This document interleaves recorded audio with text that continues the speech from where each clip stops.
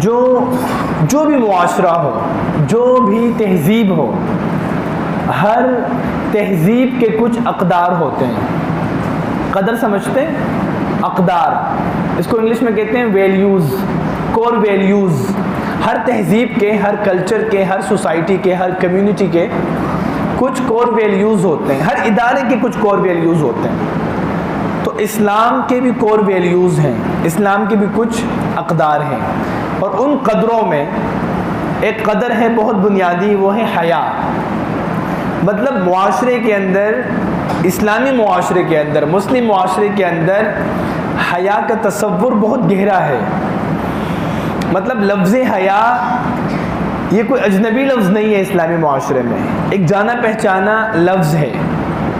تو اس حیا کے تناظر کو سمجھنے کی ضرورت ہے ہم سب کو. قرآن مجید میں اللہ عز و جل نے دو مختلف مقامات پر آیتوں کو نازل فرما کر اس بات کو واضح کیا ہے کہ بے حیائی کی شناعت، بے حیائی کی قباحت کس قدر ہے. چنانچہ اللہ عز و جل فرماتے ہیں کہ ان الذین یحبون ان تشیع الفاحشۃ فی الذین آمنوا لهم عذاب علیم فی الدنیا والآخرہ واللہ یعلم وانتم لا تعلمون. یقیناً جو لوگ پسند کرتے ہیں کہ ان لوگوں میں بے حیائی پھیلے جو ایمان والے ہیں، ان کے لیے دردناک عذاب ہے، اس دنیا میں بھی اور روز آخرت میں بھی. کیوں ایسا کیوں ہے؟ مطلب بے حیائی کے بارے میں اللہ عز و جل کا فوراً یہ سٹانس، یہ موقف کہ بھئی دردناک عذاب ہے جو بندہ بے حیائی کی دعوت دیتا ہے. ابھی بات بے حیائی اختیار کرنے کی نہیں ہو رہی. وہ لوگ جن کی کوشش، جن کی کاوش، جن کی نیت، جن کا ارادہ، جن کا عمل، جن کی پلاننگ یہ ہے کہ مسلمانوں میں، ایمان والوں میں فحاشی عام ہو جائے، بے حیائی عام ہو جائے، حیا کا جنازہ اٹھے، اور بتدریج وہ ان چیزوں کو آہستہ آہستہ داخل کرنا شروع کر دیں اسلامک سوسائٹی کے اندر. ان کے لیے دردناک عذاب ہے اس دنیا میں بھی اور روز آخرت بھی. کیوں؟ کیونکہ اللہ جانتا ہے، تم لوگ نہیں جانتے. مطلب بے حیائی کے جو نتائج ہیں وہ اتنے برے ہیں، اتنے گئے گزرے ہیں. بے حیائی کی ہلاکتیں وہ اس کی کوئی انتہا نہیں ہے. مطلب بے حیائی وہ قدر ہے کہ جب حیا کا جنازہ اٹھتا ہے، بے حیائی داخل ہوتی ہے نا کسی معاشرے میں، تو مطلب اب یہ معاشرہ پستی کی طرف، تنزلی کی طرف، اخلاقی بحران کی طرف، ٹھیک ہے، یہ موریلٹی کرائسس کی طرف وہ معاشرہ جانا شروع ہو جاتا ہے. اس لیے اللہ عز و جل دوسرے مقام پر فرماتے ہیں ان الذین فتنوا المؤمنین والمؤمنات ثم لم یتوبوا فلہم عذاب جہنم ولہم عذاب الحریق. یقیناً وہ لوگ جنہوں نے مومن مردوں اور مومن عورتوں کو آزمائش میں ڈالا، پھر انہوں نے توبہ نہیں کی، تو ان کے لیے جہنم کا عذاب ہے اور ان کے لیے جلنے کا عذاب ہے. اب اس میں بھی مفسرین کا ایک موقف یہ ہے کہ جہنم کا عذاب یعنی آخرت کا عذاب، اور جلنے کا عذاب یعنی دنیا میں بھی اللہ عز و جل ان کو عذاب دیں گے. تو بے حیائی کسی معاشرے کے اندر جب داخل ہوتی ہے تو ایمان والوں کی آزمائش شروع ہو جاتی ہے. یعنی جو اموڈیسٹی ہے، دس از دا کائنڈ آف ٹیمپٹیشن، یہ ایک آزمائش ہے، یہ ایک ٹرائل ہے بے حیائی. اب دیکھتے ہیں کہ جو لفظ حیا ہے، مطلب یہ کتنا اہم لفظ ہے، اس کا اثر کتنا زیادہ ہے.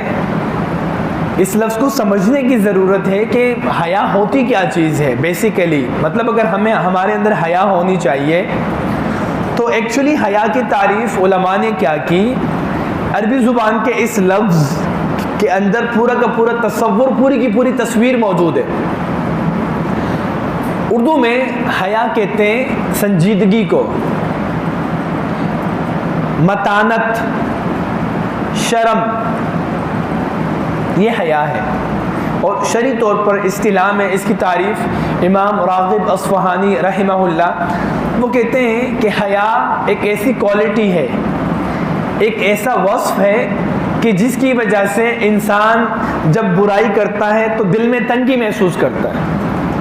مطلب جس کے پاس، جس کی سی وی میں حیا ہے، جس نے حیا کا چشمہ پہنا ہوا ہے، جس کے پاس حیا کا فلٹر لگا ہوا ہے، تو جب بھی گناہ کے پاس جائے گا دل میں تنگی محسوس کرے گا، انقباض محسوس کرے گا، دل کی دھڑکن بڑھے گی، اس کو محسوس ہوگا، گناہ سے نفرت محسوس ہوگی، دل کو کھٹکا لگے گا۔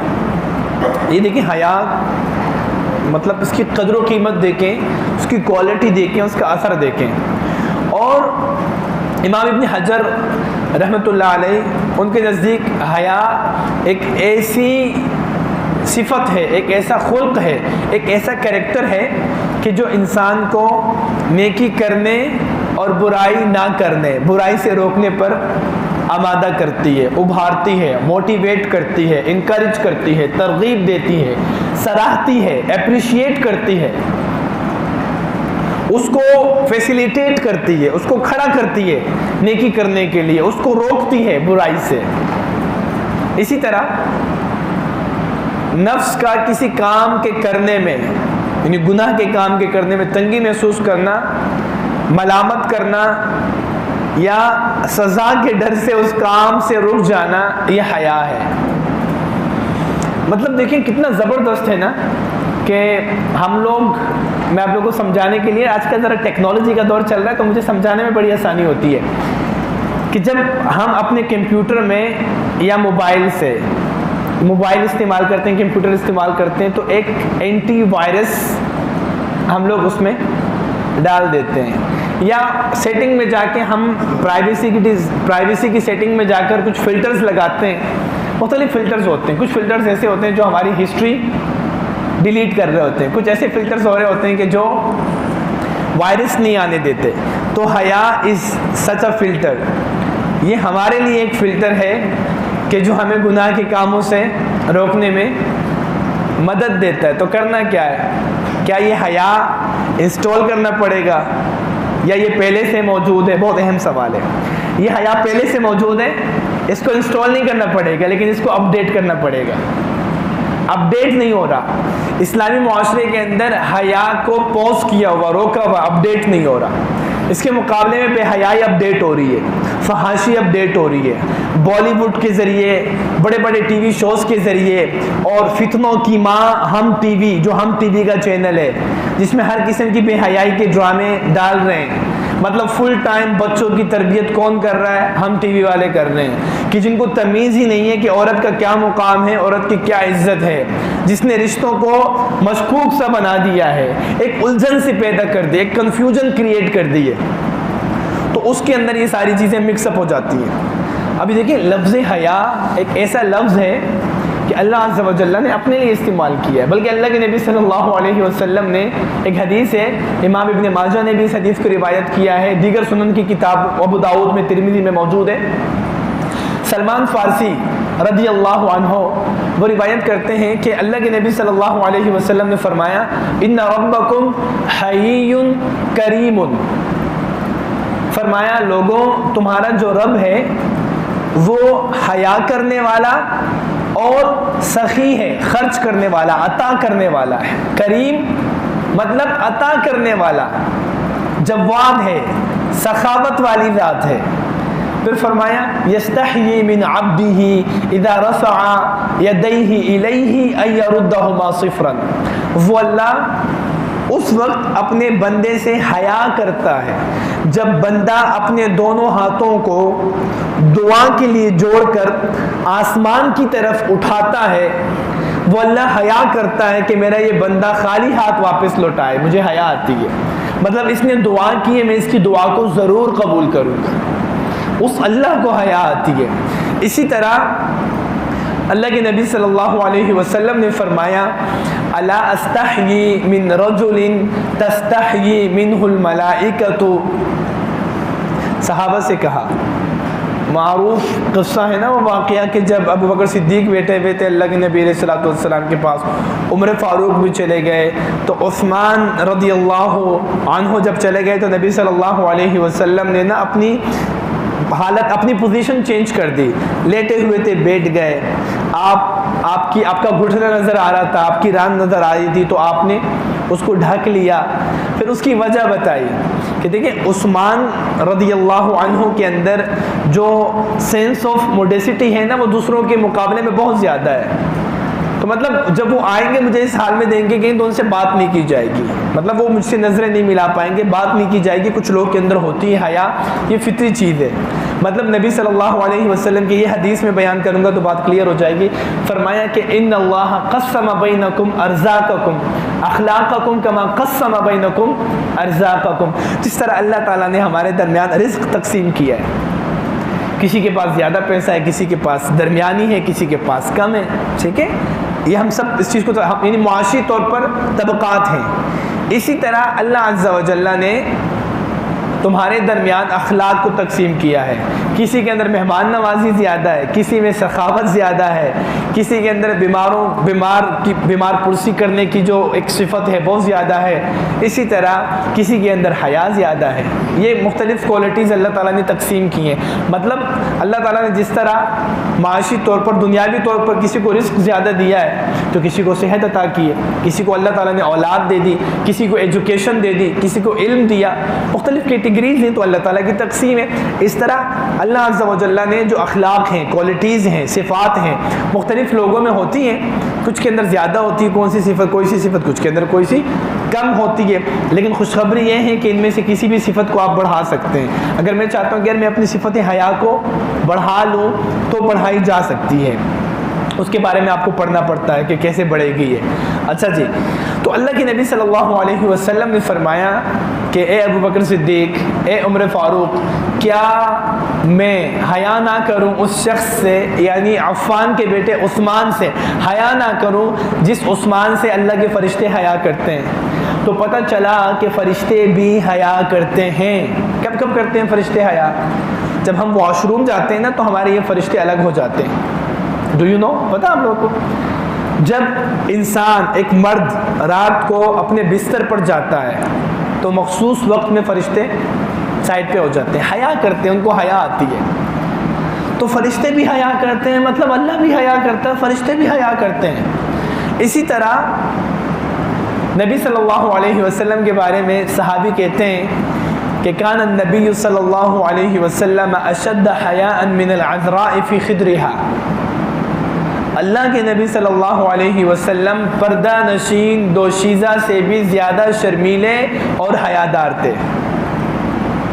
یعنی میری وہ بچی, میں اس کا باپ ہوں, وہ مجھ سے آنکھیں ملا کے بات نہیں کرتی, تو زیادہ باتیں نہیں کرتی, حیا آڑے آتی, فطرت میں حیا ہے.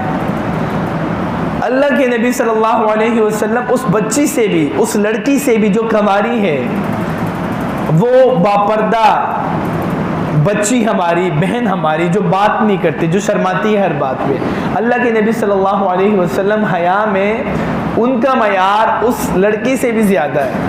اللہ اکبر. تو مطلب یہ کیسی کوالٹی ہے کہ جو اللہ عز و جل نے جس کوالٹی کو خود اختیار کیا ہے. فرشتے جو کہ گناہوں سے پاک ہے ان کے پاس یہی کوالٹی, اللہ کے نبی صلی اللہ علیہ وسلم جو معصوم عن الخطا ہے ان کی یہ کوالٹی. اسی طرح میں نے آپ لوگوں کو بتایا کہ عثمان بن عفان رضی اللہ عنہ, ان کی یہ کوالٹی تھی حیا. مطلب ہماری مناسبت, ہمارا ایسوسیشن کون ہے, ہماری نسبتیں کن کے ساتھ ہیں؟ ہماری نسبتیں ان ہستیوں کے ساتھ. ہم اللہ کے ماننے والے ہیں, ہم اللہ کے فرشتوں پر ایمان رکھتے ہیں, ہم اللہ کے نبی صلی اللہ علیہ وسلم پر ایمان رکھتے ہیں. ہمارے سلف الصالحین میں سے صحابہ ہیں, حضرت عثمان رضی اللہ عنہ کے ماننے والے ہم لوگ ہیں. تو ان کی کوالٹی کو ذرا چیک کریں نا ہم لوگ, کہ یہ تو ان کا ایک بنیادی ان کی ویلیو تھی, بنیادی ان کی صفت تھی, ان کا وصف تھا جن سے وہ پہچانے جاتے ہیں, جو ان کی ایسی کوالٹی ہے کہ باقی تمام کوالٹیز پر سب سے غالب ہے. کہ سب سے زیادہ حیادار کون ہے؟ حضرت عثمان ہیں صحابہ میں. پھر آگے چلتے ہیں.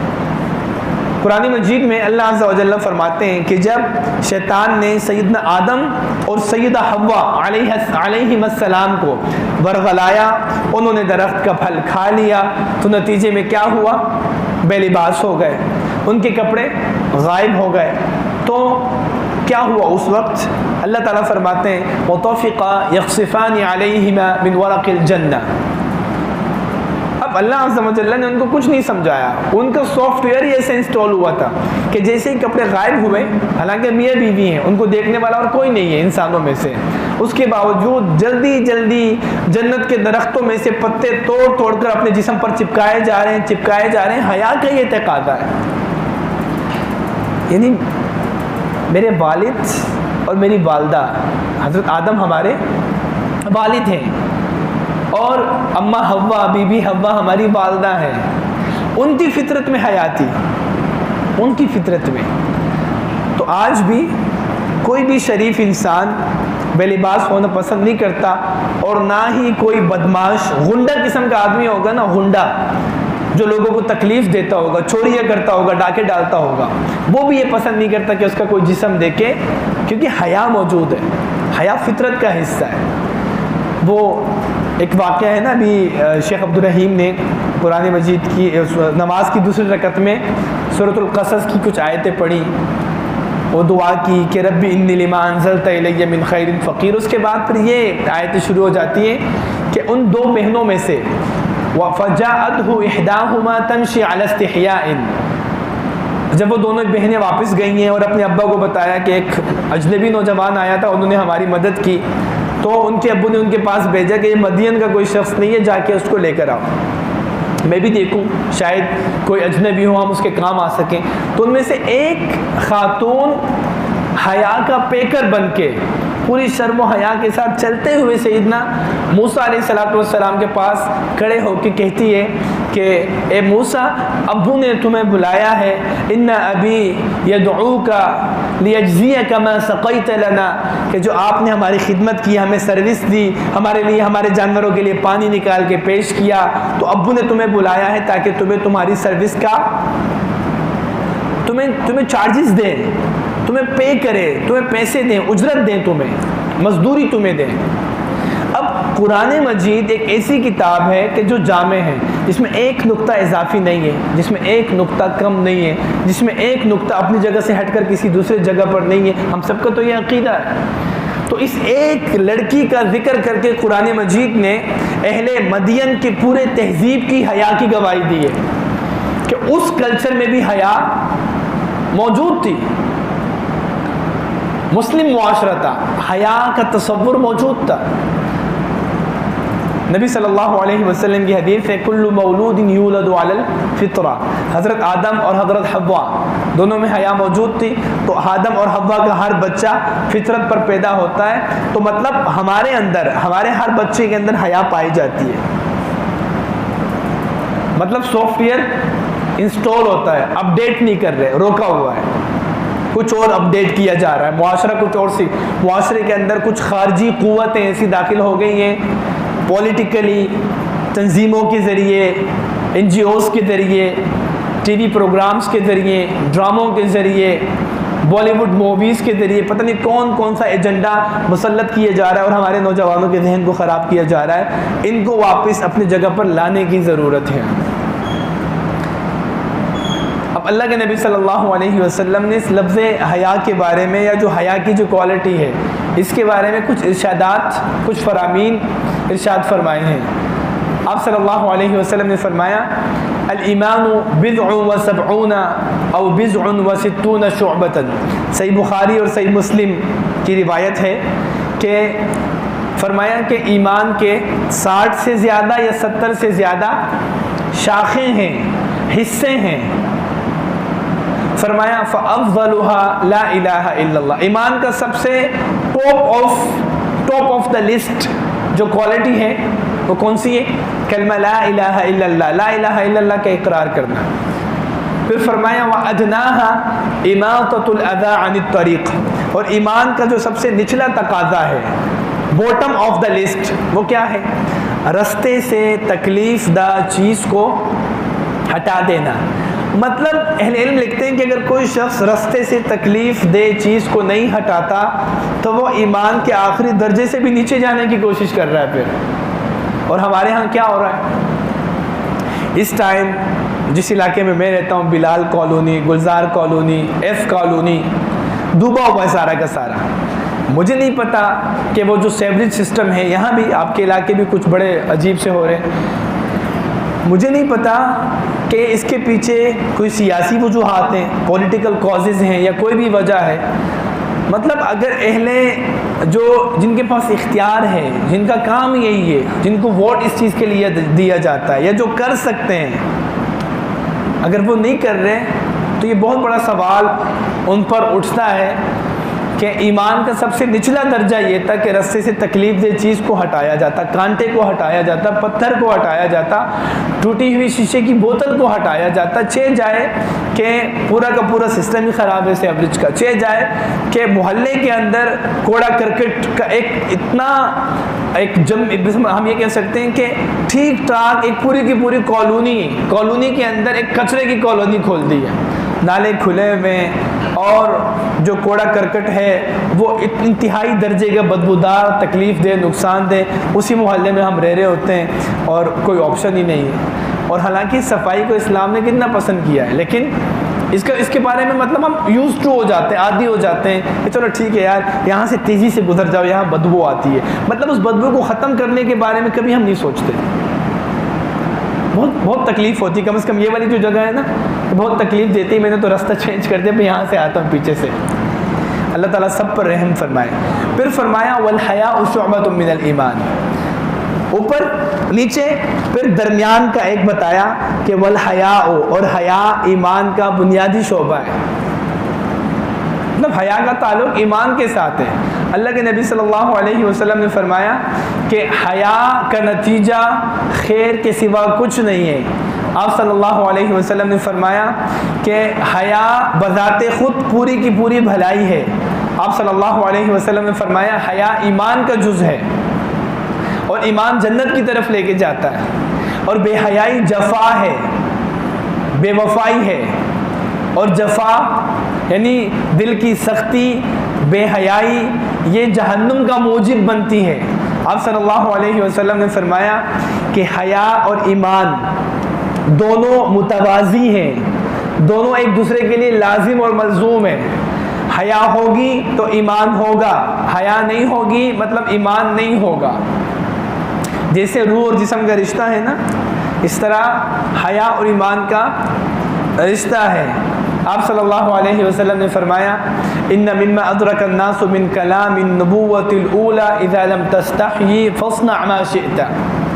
پچھلی امتوں کے پاس جو انبیاء آئے انہوں نے جو نصیحتیں ارشاد فرمائی، ان نصیحتوں میں سے کچھ جسے کہتے ہیں نصائح ذہبیہ، کچھ سنہری باتوں میں سے ایک سنہری بات یہ بھی تھی کہ جب تم حیا نہ کرو اور تم کچھ بھی کر لو. مطلب ہر برے کام کے آگے اگر رکاوٹ اور آڑ ہے، مطلب آپس میں عزتوں کے جو سلسلے، احترام کا جو سلسلہ ہے، میں آپ کو بتاؤں یہ حیا اتنی بڑی صفت ہے کہ اللہ کے نبی علیہ الصلوۃ والسلام نے فرمایا کہ تم اللہ تعالیٰ سے اتنی حیا ضرور کر لینا جتنے اپنے محلے اور گاؤں اور دیہات کے کسی بزرگ سے حیا کرتے ہو. ایک تصور پایا جاتا تھا کہ یہ محلے کا امام ہے، محلے کا بزرگ ہے، تو اگر لڑکے کوئی چوک چوراہے پر بیٹھ کھڑے ہوتے تھے اور کوئی بدنظری کرنے کی کوشش کرتے تھے یا اسکول کے باہر کھڑے ہوتے تھے تو بزرگ کو دیکھ کر وہ آگے پیچھے ہو جاتے تھے. اب وہ بھی ختم ہو گیا. میں کہتا ہوں کہ اب کوئی پرواہ نہیں ہے. اب اگر بزرگ دبکی بھی لگائے، دھمکی بھی لگائے، تنبیہ بھی کرے، ڈانٹے بھی، تو اس کو کوئی پرواہ نہیں، آگے سے وہ بکواس کرے گا، بدتمیزی کرے گا. مطلب یہ نتائج ہیں بے حیائی کے، اور یہ کوئی کم نہیں ہے. اس دہانے تک پہنچ چکے ہیں ہم. تو اب ایک طرف تو ہم نے حیا کی اتنی باتیں، حیا کا تقاضا ہے کہ ایک مرد اپنی آنکھوں کی حفاظت کرے، حیا کا تقاضا ہے کہ ایک بہن بیٹی حجاب لگا کر گھر سے باہر نکلے، حیا کا تقاضا ہے کہ ایک بیٹا اپنے والد کے سامنے نہ بولے، حیا کا تقاضا ہے کہ میاں بیوی اپنے بچوں کے سامنے ایک چرپائی پر نہ بیٹھیں. یہ حیا کے تقاضے ہیں، کچھ اسلامی معاشرے کے تقاضے ہیں. تو ان تقاضوں کو بلائے طاق رکھ کر ایسا کوئی فیسٹیول، ایسا کوئی دن منانا کہ جس میں ایک اجنبی لڑکا، ایک اجنبی لڑکی کہ جو اس کے رشتہ دار بھی نہیں ہے، فلی غیر محرم کو پھول دے اور محبت کا اظہار کہے. کرے اور پھر خوش ہو جائے، بانچے نکالے، مسکرائے اور کہے کہ نہیں ہم تو محبت کی فضا قائم کر رہے ہیں، ہم تو پیغام محبت دے رہے ہیں.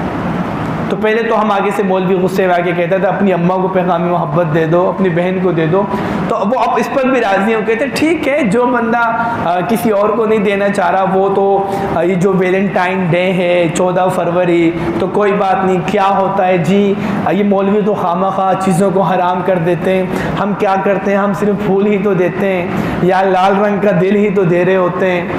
تو پھر سوال یہ ہوتا ہے کہ مطلب میں تو ابھی ڈرنے لگا ہوں یہ بات کرنے سے بھی کہ اگر اس شخص کو یہ کہا جائے، اس لڑکے کو کیا تم اپنی بہن کے لیے یہ بات پسند کرو گے یا اپنی بیٹی کے لیے یہ بات پسند کرو گے کہ کوئی غیر لڑکا اس کو دل والا غبارہ دے یا اس کو پھول دے یا اس کو گفٹ دے اور کوئی اس کو آئی لو یو کہے؟ میں اب یہ والی بات بھی نہیں کر سکتا. مبادا امت اس نتیجے میں پہنچ چکی ہے، غیرت اس قدر تنزلی کا شکار ہو چکی ہے کہ وہ لڑکا آگے سے کہے کہ مجھے کوئی پرابلم نہیں ہے. میں آپ کو بتاؤں لٹرلی، اور یہ اس معاشرے کے اندر بہت جلد اگر یہ بے حیائی کا سیلاب نہ رکا تو یہ نقشے بھی نظر آئیں گے کہ بھئی وہ اس کی اپنی، میری بہن کی اپنی مرضی ہے، اگر اس کے ساتھ کوئی یہ پرابلم، کوئی مطلب میں پرابلم کہہ رہا ہوں، اگر اس کو کسی سے محبت ہے، کوئی اظہار محبت کرتا ہے تو مجھے کوئی پرابلم نہیں ہے، اس کا پرسنل معاملہ ہے، شخصی آزادی ہونی چاہیے. مطلب ٹی وی کے ذریعے، شوز کے ذریعے جو ذہن سازی ہوئی ہے تو اگلا سٹیپ یہ ہے، پیچھے کیا دیوار لے گئی ہے؟ کوئی دیوار نہیں، کوئی آڑ نہیں ہے. تو اسلام کے مزاج کو سمجھنے کی ضرورت ہے. مولوی کو کوئی پرابلم نہیں ہے، اسلام کو کوئی پرابلم نہیں ہے کسی شخص سے. اسلام کی حرمت، اسلام جس چیز کو حرام قرار دیتا ہے اس کے مزاج کو سمجھنے کی کوشش ہم سب کریں کہ اسلام فرد ہر وہ چیز حرام قرار دیتا ہے کہ جس میں فرد کے لیے بھی نقصان ہے اور جس میں معاشرے کے لیے بھی نقصان ہے. اسلام بڑی تصویر ہم دیکھتے نہیں ہیں. اسلام تمام امت کا یعنی پبلک ویلفیئر کے خلاف جو چیز جائے گی اسلام اس کو بین کرے گا، اس کو انلیگل قرار دے گا. اور ایک انسان کے مزاج کے خلاف اس میں اس شخص کا نقصان ہو رہا ہے، اسلام اس کو حرام قرار دیتا ہے. تو اگر یہی سلسلے بے حیائی کے جاری رہے تو معاشرے کے اندر بہت بڑا نقصان کھڑا ہو جائے گا. مطلب ایک فیملی جو ایک سسٹم ہے جس میں باپ ہوتا ہے، ماں ہوتی ہے، جس میں بچے ہوتے ہیں، بہن بھائی کا تصور کتنا خوبصورت ہے، جس میں چاچا چاچی، ماما مامی، ہم نے تو ان رشتوں کو بھی مشکوک قرار دے دیا ہے، رویے ایسے بن گئے. تو پھر تو یہ پورا سسٹم خراب ہو جائے گا. اور جو گورا چاہتا ہے، مغرب یہی تو چاہتا ہے. تو اس وجہ سے ویلنٹائن ڈے یہ مغرب سے آیا. کہاں سے آیا ہے؟ اچھا سوال یہ ہوتا ہے کہ جی مغرب کی بہت ساری چیزیں ہم استعمال کرتے ہیں، تو مغرب کی آپ میٹیریل استعمال کرنا چاہ رہے ہیں کریں، ہمیں کوئی پرابلم نہیں. ہمیں مغرب سے آئی بھی ہر چیز پر ہم بین نہیں لگاتے. بہت ساری چیزیں اچھی ہو سکتی ہیں، انسانی فطرت کے اندر ہوتا ہے. لیکن یہ چیز کیا اللہ تعالیٰ نے ہمیں چشمہ نہیں دیا؟ ہماری کوئی تہذیب نہیں ہے، ہمارا کوئی کلچر نہیں ہے، ہمارا کوئی دین نہیں ہے. اگر ہم مسلمان ہیں اور ہم بڑے فخر سے شناختی کارڈ پر لکھواتے ہیں، اگر ہم صرف شناختی کارڈ کے مسلمان نہیں ہیں، حقیقی معنوں میں مسلمان ہیں، تو پھر ہمیں وحی کی قدر کرنی ہے نا، اس کو ویلیو دینی ہے وحی کو. اپنے معاشرے، ہمارا معاشرہ کبھی اجازت نہیں دیتا اس چیز کا. تو یہ والی بات کرنے کے نہیں کوئی مسئلہ نہیں ہے. اگر کوئی شخص چلو ٹھیک ہے ایک محبت کا دن ہے، آپ ویسے نہیں مناتے تو آپ اپنی بیوی کو تو پھول دے سکتے ہیں. اس میں کیا قباحت ہے قباحت اس میں. مطلب ہم اس بات کا انکار نہیں کر سکتے. آپ کالجز میں، یونیورسٹیز میں، پارکس میں جائیں، کیا طوفان بدتمیزی مچا ہوتا ہے. وہاں کوئی بیوی کو پھول لا کے دیتا ہے؟ بیوی کو تو کوئی گوبھی کا پھول لا کے نہیں دیتا. لال رنگ کا پھول کیوں دے گا؟ وہ تو اویلیبل ہے. شیطان تو اس چیز کو خوبصورت کرتا ہے کہ جو اویلیبل نہیں ہے. تو یہ اس چیز کو سمجھیں آپ. ہمارا کلچر نہیں ہے. میں اپنے نوجوانوں کو، اپنے بچوں کو یہ سمجھانا چاہتا ہوں، ہمارا یہ کلچر نہیں ہے. ہماری حیا کے کچھ تقاضے ہیں. ہم ایسے ہی منہ اٹھا کے کسی کو پھول کیسے دے سکتے ہیں؟ اس سے اظہار محبت کیسے کر سکتے ہیں؟ وہ کسی کی بیٹی ہے، کسی کی بہن ہے. ہم کسی کی نیت پر شک نہیں کر رہے. ہمارے نوجوان بہت اچھے ہیں، ان کو جب بات سمجھ میں آتی ہے وہ منع نہیں کرتے.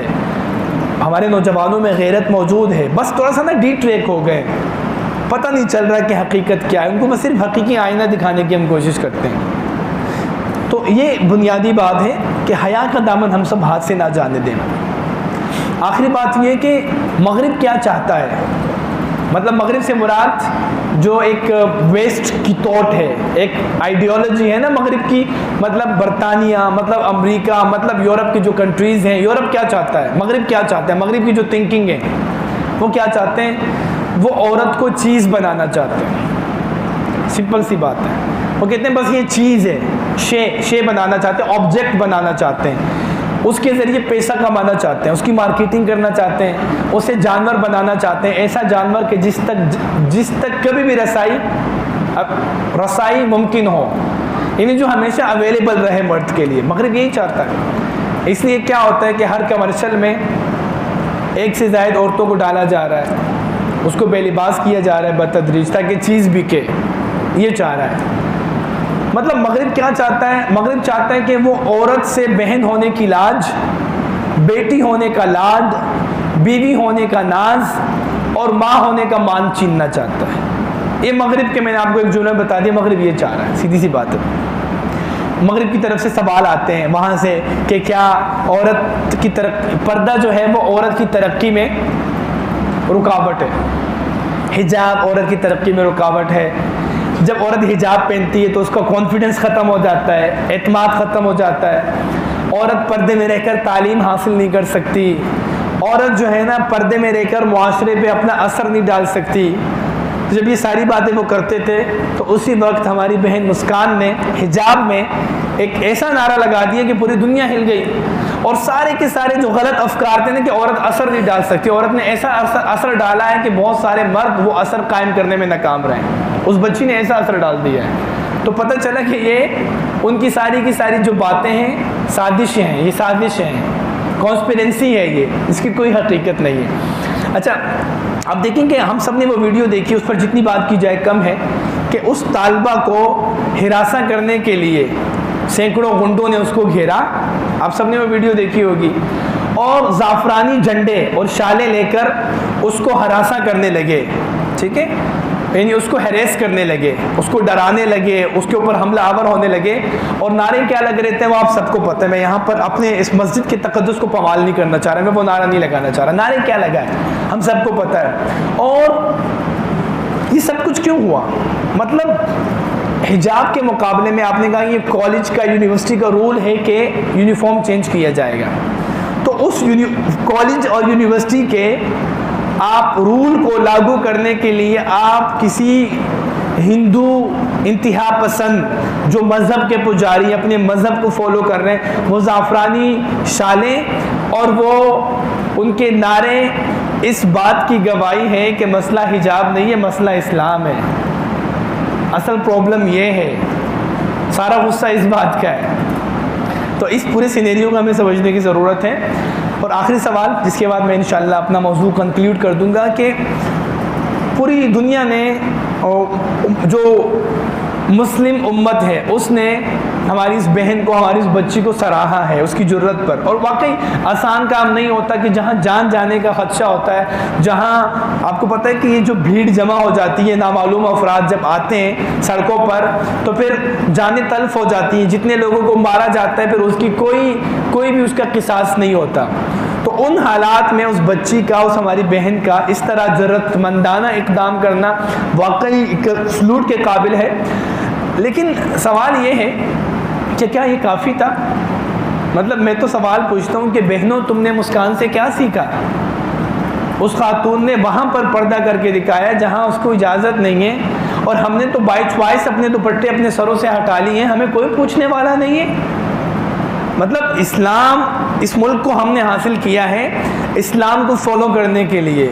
ہمیں یہ جرت اور آزادی کب ملی کہ ہم نے برقعے اتار دیے، حجاب اتار دیے، دوپٹے اتار دیے، پانچے ہمارے ٹخنوں سے اوپر جانے لگے، لباس ہمارے تنگ ہونے لگے، فیشن کے نام پر بے حیائی کہ اس سراب میں ہم پستے چلے گئے، ہمیں کسی نے نہیں سمجھایا، یا ہمیں یہ والی بات کبھی سمجھ نہیں آئی کہ یہ حیا کے خلاف ہے۔ تو ایک تناظر تو یہ ہے کہ ہم نے آواز بننا ہے کہ اللہ کے لیے ہم اپنی حقیقت کو پہچانیں کہ ہمارے پاس وحی آئی ہے، ہمارے پاس رسول اللہ آئے ہیں، ہمیں ان کی تعلیم کو سمجھنا ہے۔ ہم کسی اور کی تعلیم کو کیسے حرف آخر سمجھ سکتے ہیں اپنے لیے؟ اور دوسری بات یہ کہ ہم مردوں کی بھی ذمہ داری ہے کہ جہاں پر ہم نگہبان ہیں تو اللہ کے لیے اپنی سیٹ کو سمجھیں، ہم اپنی خواتین کو، اپنی بہنوں کو، اپنی بچیوں کو ہم سمجھائیں. اگر کہیں پر یہ جھول نظر آ رہا ہے، خلل نظر آ رہا ہے، معاملہ کمزور نظر آ رہا ہے، پردے کے معاملے میں ہمیں لگتا ہے کہ تھوڑی سی چھوٹ زیادہ ہو گئی ہے، اللہ کے لیے دوبارہ پیار سے، محبت سے، میں یہ نہیں کہہ رہا کہ آپ سختی کریں، سمجھانے کی کوشش کریں، ہم سب قائل کرنے کی کوشش کریں، بالکل سنت کے مطابق پردہ کروانے کی کوشش کریں، دوبارہ حجاب ان کو آمادہ کریں کہ حجاب کی اہمیت کیا ہے. اس بات پر ہم ان کو آمادہ کرنے کی کوشش کر سکتے ہیں. اللہ تعالیٰ سے دعا ہے اللہ عز و جل ہم سب کو سننے سمجھنے کے بعد عمل کرنے کی توفیق عطا فرمائے.